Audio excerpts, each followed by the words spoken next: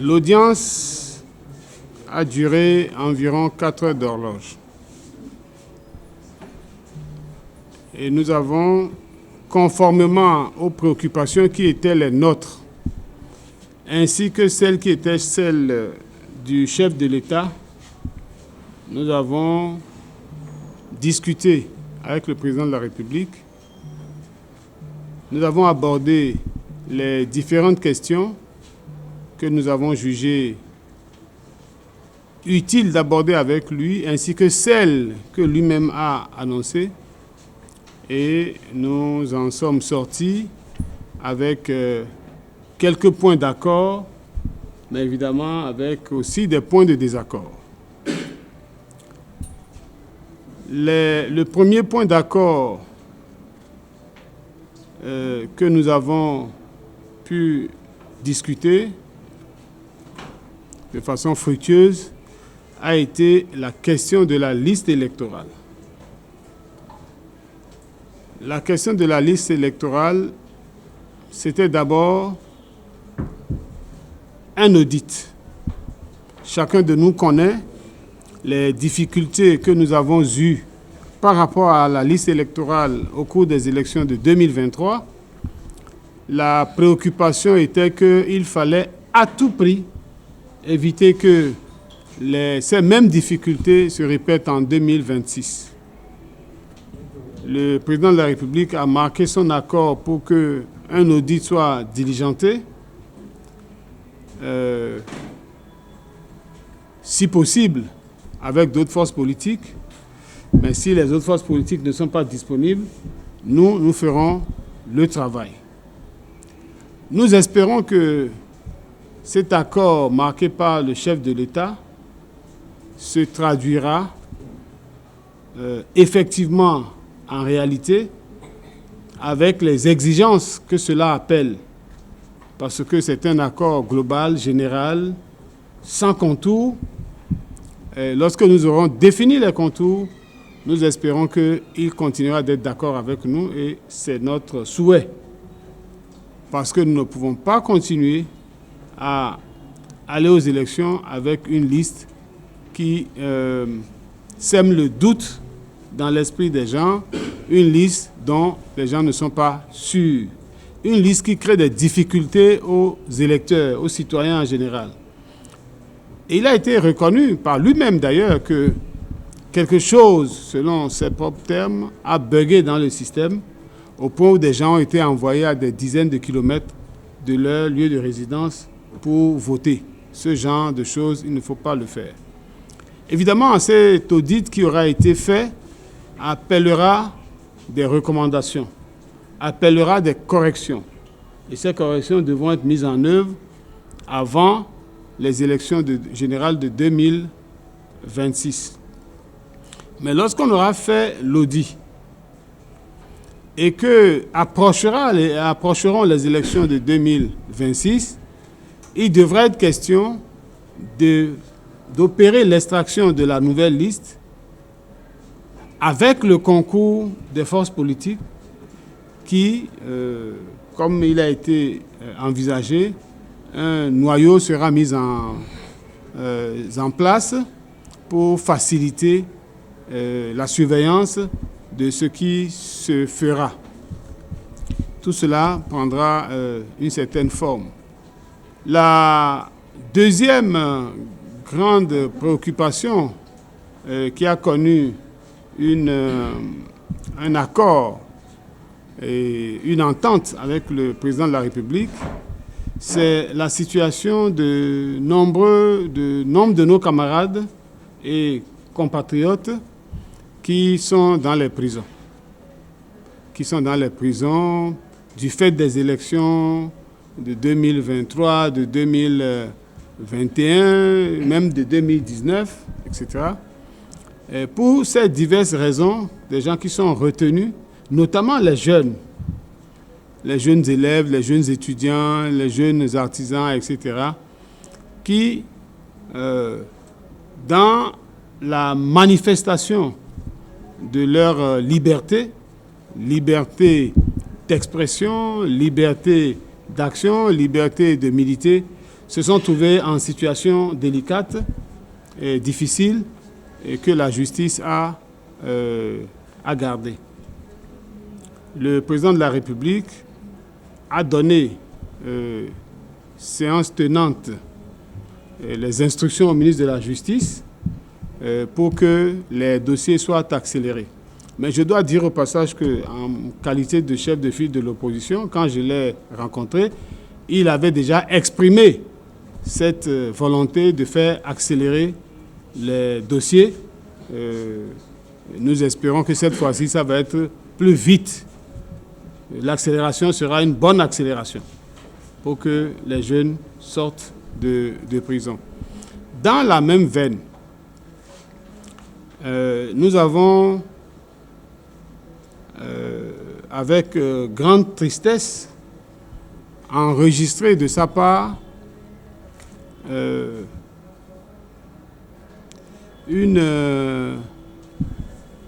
un refus d'être attentif à nos demandes, à nos cris de cœur par rapport à certains de nos camarades, notamment Madame Rekiatou Madougou, par rapport à qui il montre une inflexibilité pour lui refuser même une grâce présidentielle. Je dois dire que cela nous a beaucoup attristés, voire révoltés. Le président Boni Yayi lui-même, en personne, a conduit ce plaidoyer pour que le président de la République puisse mettre son cœur au service du pardon. Et ce pardon, le président de la République ne l'a pas compris tel que nous le souhaitons.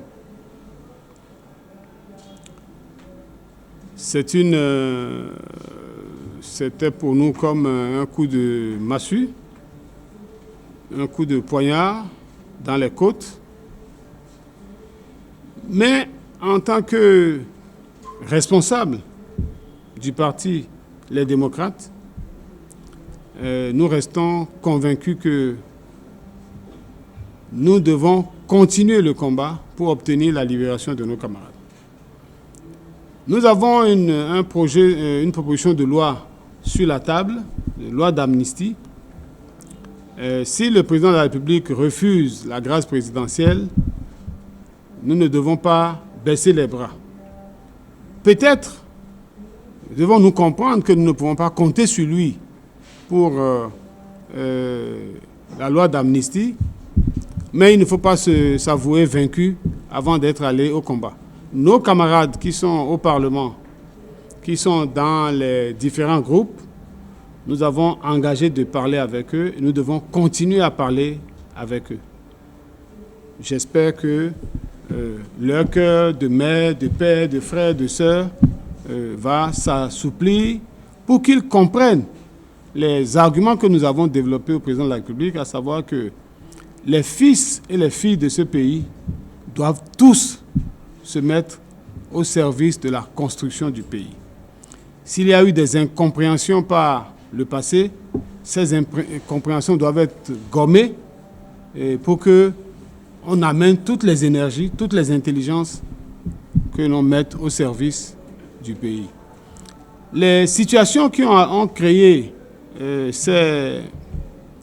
ces arrestations, ces emprisonnements, ces condamnations sont des situations liées au processus électoral. Et nous avons expliqué au président de la République que ces processus électoraux consécutifs qui ont engendré cette situation ont été marqués par une exclusion. Et l'exclusion a naturellement généré un déchaînement des passions, une révolte, un refus de se laisser embastillés, interdits de jouir de ces libertés, liberté de voter, liberté de choix de candidats, etc., etc. Nous avons abordé d'autres questions avec le président de la République. Pêle-mêle. La question des producteurs. Comme vous le savez, nous avons fait le combat, nous l'avons revendiqué. Nous avons eu une victoire d'étape, à savoir qu'aujourd'hui, le gouvernement a été amené, obligé de réduire la taxe sur l'exportation pour permettre à nos producteurs d'avoir à vendre leur production à un prix raisonnable. Mais il s'est passé que dans la mise en œuvre de cette décision gouvernementale, fruit de notre combat, il y a eu des informations qui nous sont parvenues selon lesquelles la décision ne serait mise en œuvre qu'à partir du mois de janvier. Ce qui a agi pendant ces 7 derniers jours sur le prix d'achat aux producteurs.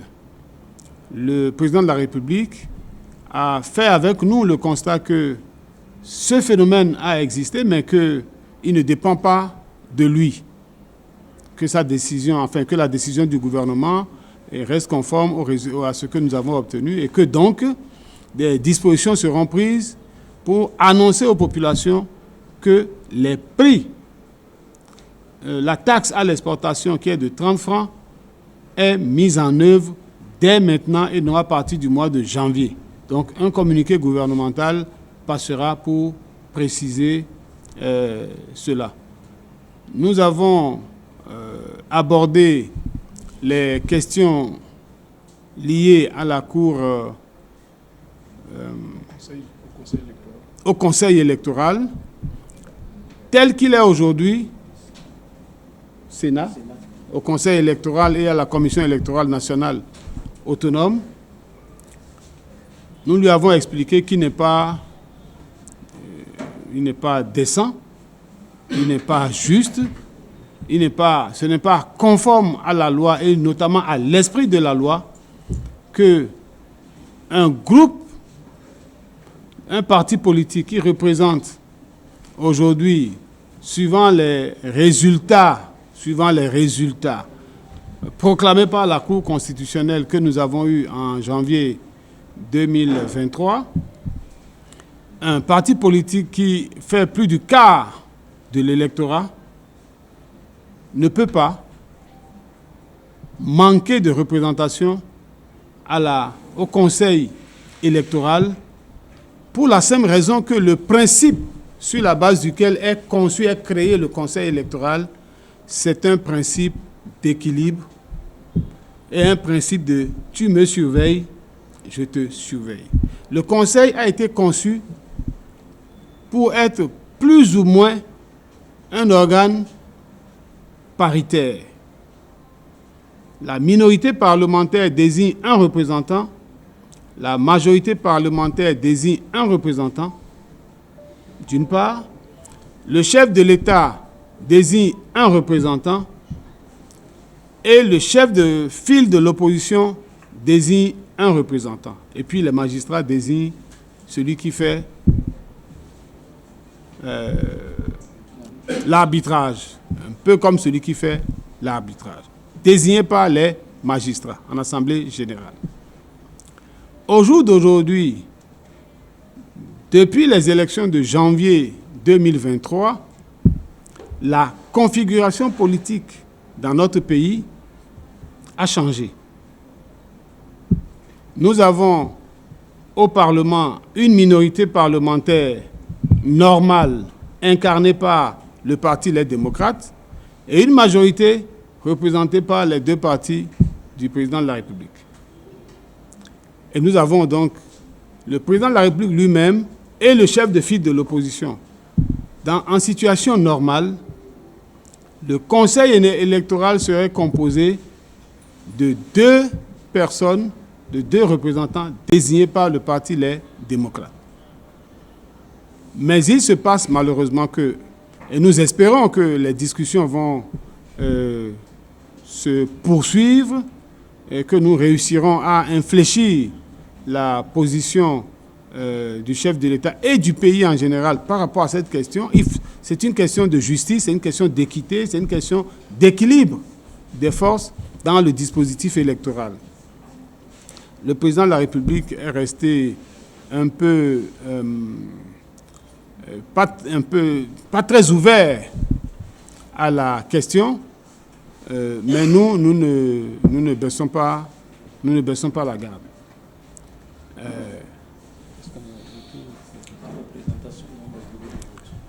Mais nous avons obtenu quelque chose d'essentiel par rapport à l'organisation des élections. Après la question de la liste, vous savez très bien que les élections sont organisées par la Sénat, mais la Sénat s'appuie sur un personnel au niveau des coordonnateurs d'arrondissement, au niveau des agents de bureau de vote, etc., etc.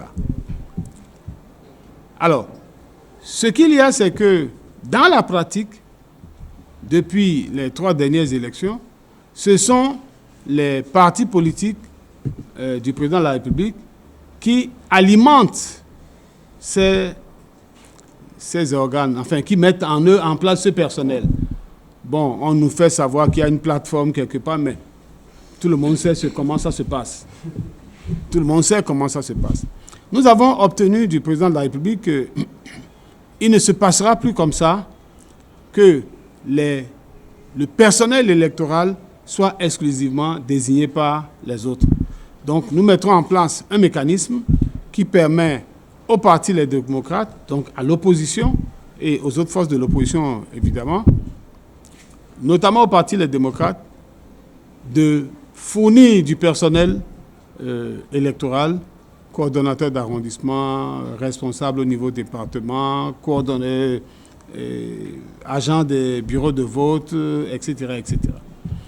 Et donc, c'est une deuxième avancée que nous avons pu obtenir dans la marche vers une élection un peu plus équitable et transparente. Il reste encore des défis à relever, mais nous sommes sortis ce soir avec ces défis qui sont relevés. Nous avons abordé d'autres questions liées à toutes les autres thématiques que nous avons annoncées, mais tout cela s'est passé un peu à bâton rompu. Les points saillants, ce sont ceux que je viens de vous indiquer. Je sais que vous avez déjà quelques éléments d'information sur la rencontre et nous restons à votre disposition pour apporter les...